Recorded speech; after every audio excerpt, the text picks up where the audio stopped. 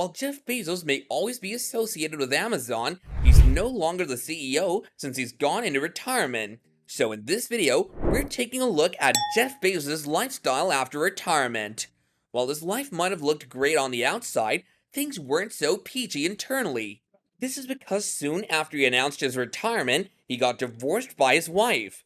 Now these things are common and can happen very often in the United States, but the astonishing thing with this divorce was that it ended up making his wife about $38 billion richer than she had been before. While this may have knocked his ranking from the top of the richest billionaire list down a bit, this doesn't mean that he's broke.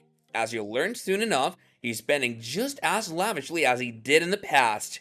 When you're making as much money as Bezos is, spending a few $100 million seems like nothing. He showcased just how true this was by purchasing a super yacht right after his divorce. The reported value of this yacht is around $500 million, but surprisingly, this isn't even the most shocking part of the purchase. You see, after his divorce, he began dating a woman that was a licensed helicopter pilot. This meant that whatever seafaring vehicle he was about to purchase had to have a helipad on it. You would think that a gigantic super yacht would obviously have one, and that might have been true, but since Jeff has more money than he could ever possibly spend, he chose to purchase another smaller yacht for the sole purpose of it having a helicopter landing pad on it.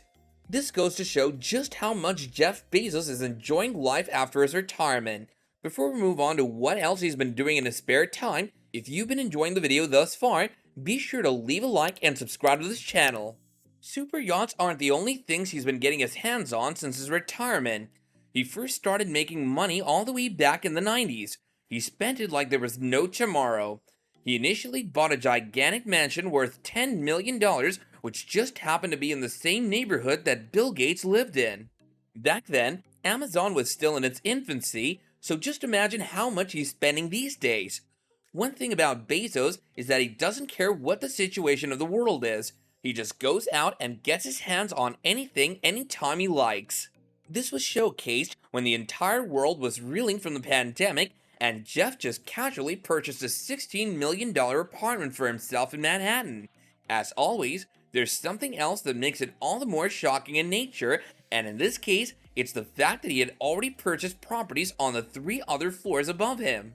This meant that he had apartments on 4 different floors in the same building, which turned out to be worth around $80 million in total.